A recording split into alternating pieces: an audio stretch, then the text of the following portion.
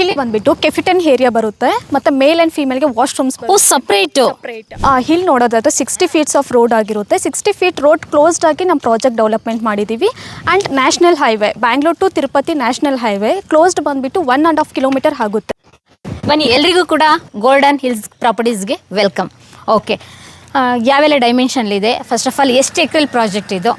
ಸ್ನೇಹಿತರೆ, ಪ್ರತಿಯೊಬ್ಬರಿಗೂ ಜೀವನದಲ್ಲಿ ಮನೆ ಕಟ್ಟಬೇಕು, ಸೈಟ್ ತೊಗೋಬೇಕು ಅನ್ನೋದು ಮಹದಾಸೆ ಇರುತ್ತೆ. ಆ ಕನಸನ್ನು ನನಸು ಮಾಡಲಿಕ್ಕೆ ನಾನಿವತ್ತು ಒಂದು ಸುವರ್ಣಾಕಾಶ ಹುಡ್ಕೊಂಡು ನಿಮ್ಮನ್ನು ನಾನಿವತ್ತು ಗೋಲ್ಡನ್ ಹಿಲ್ಸ್ಗೆ ಕರ್ಕೊಬಂದಿದ್ದೀನಿ. ಅರೆ ನಂದಿನಿ, ಇದೇನು ಗೋಲ್ಡನ್ ಹಿಲ್ಸ್ ಅಂತ ಹೇಳ್ತಾ ಇದ್ದಾರಲ್ಲ, ಎಲ್ಲಿದೆ ಅದಂತ ಯೋಚನೆ ಮಾಡ್ತೀರಾ?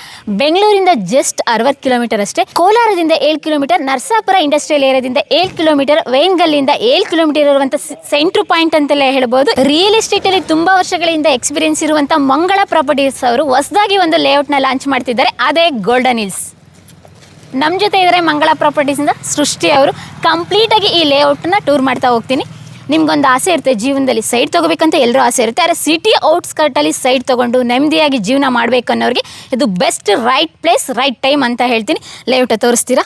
ಶೋರ್. ಓಕೆ, ಇನ್ನೊಂದು ವಿಶೇಷತೆ ಅಂತ ಹೇಳಿದರೆ ಈ ಲೇಔಟು ನೀವು ನೋಡ್ಬೋದು ರೋಡ್ ಸೈಡ್ಗೆ ಬರುತ್ತೆ. ಅದು ಒಂದು ಬೆನಿಫಿಟ್ ಆಗುತ್ತೆ. ಯಾವುದೋ ಲೇಔಟನ್ನು ನಾವು ನೋಡಿದರೆ ಎಲ್ಲೋ ಒಳಗಡೆ ಹೋಗಬೇಕಾಗುತ್ತೆ, ಇಂಟೀರಿಯರ್ ತುಂಬ ದೂರ ಹೋಗಬೇಕಾಗಿರುತ್ತೆ.